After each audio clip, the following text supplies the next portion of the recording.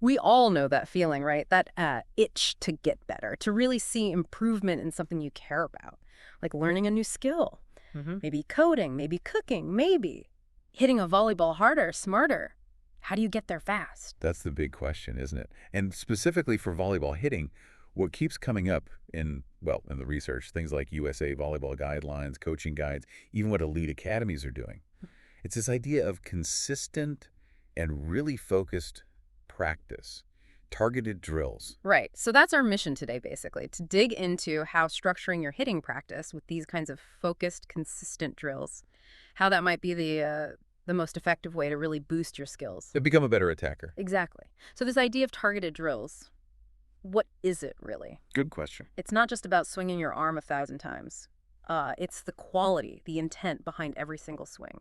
Targeted drills let you isolate one specific piece of hitting, so you can really focus on getting that one part right.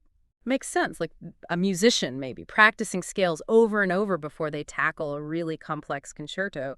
You're building that base, that muscle memory. And for hitting, a huge part of that base is the approach, the technique itself. Oh, absolutely fundamental. The sources we looked at are really clear. You have to nail the footwork and the timing. Some materials, like from the Canadian Elite Academy, they really zone in on the rhythm of that three-step approach. That last step needs to be shorter, more explosive. That's where power and height come from. Yeah, you see drills just for that rhythm, right? Timing your jump perfectly with the set. Precisely. And it's not just the feet. The coaching guide we reviewed, it goes into drills for the arm swing too, that whole sequence, the kinetic chain, getting energy into the ball, Hmm.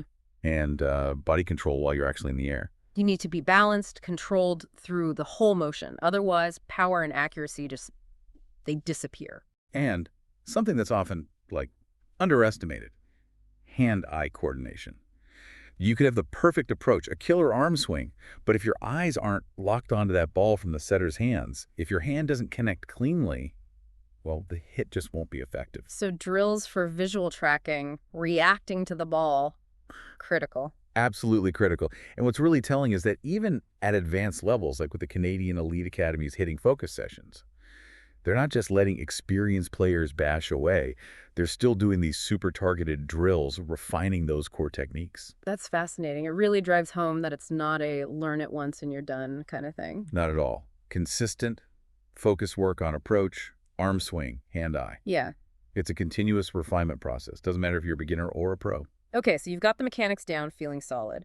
But hitting isn't just about how you hit, it's also where you hit from. The coaching guide really stresses being versatile. You can't just be a one-trick pony hitting from the same spot every time. Exactly. If you can attack effectively from, multiple spots along the net, you're suddenly a much bigger threat. Gives your team way more options. And, like the guide says, the setter is key here. They're the ones delivering those varied sets to create the chances. Right, the setter's conducting the orchestra, but for you, the hitter, in practice, the guide suggests deliberately working on hitting from everywhere. Not just your favorite spot, your comfort zone, but maybe even more time on your weaker positions. Yes, that's where focus practice really shines. You can dedicate drill time specifically to, say, hitting that sharp angle from the outside or attacking a quick set as an opposite. Even middles need practice hitting different tempos, different locations. It's all about expanding your arsenal. Making yourself unpredictable. Total. Becoming a more complete attacker. Okay, mechanics are solid, you can hit from different places, but now there's someone on the other side trying to stop you, the block. Yeah. Practicing against simulated blocks seems, well, essential based on the comprehensive guide we looked at. Oh, absolutely essential. Hitting into an empty court is one thing. Facing even a simulated block changes everything. This is where you build skills like shot selection.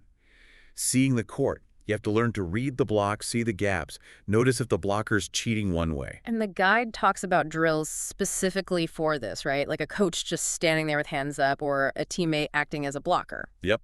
Simple stuff, but it introduces that obstacle. Yeah. It forces the hitter to think, to make a conscious choice about where to put the ball. Maybe hitting high hands, maybe tooling the block, maybe finding that seam. It makes you make decisions under pressure. And what's really interesting is how it connects to blocking itself. Just like a blocker reads the hitter has to learn to read the blocker. These drills are key for developing that anticipation, that reaction. The guide also mentioned developing body control in the air, that hang time idea. Right, that extra split-second airborne can give you time to see the block solidify and then adjust your shot. Hit around it, maybe tip over it. It's all connected. A whole system of skills working together. Definitely. And to make sure all this targeted work actually sticks and leads to improvement, the sources all emphasize variety and progression. You can't just do the same drill forever and expect to keep getting better. Right, you'll hit a wall. The guide talks about keeping training engaging, challenging, mix it up, introduce new drills that build on old skills, maybe make things a bit harder over time, even add some competition. Keeps things fresh, keeps you focused. And another crucial point from the guide: set clear goals for your practice sections. What exactly are you trying to improve today? Is it hitting line? Is it hitting against a double block? Having that specific target gives your practice purpose. Yeah, just showing up isn't enough, and you need to track how you're doing, right? The guide suggests athletes should monitor their own progress, maybe keep a simple log, how many kills from position 4, or just getting regular feedback. Which leads straight to the coach's role. Absolutely vital. The guy highlights how important coaches are for giving that specific constructive feedback. On technique, sure, but also on strategy, on those decisions you make mid-play.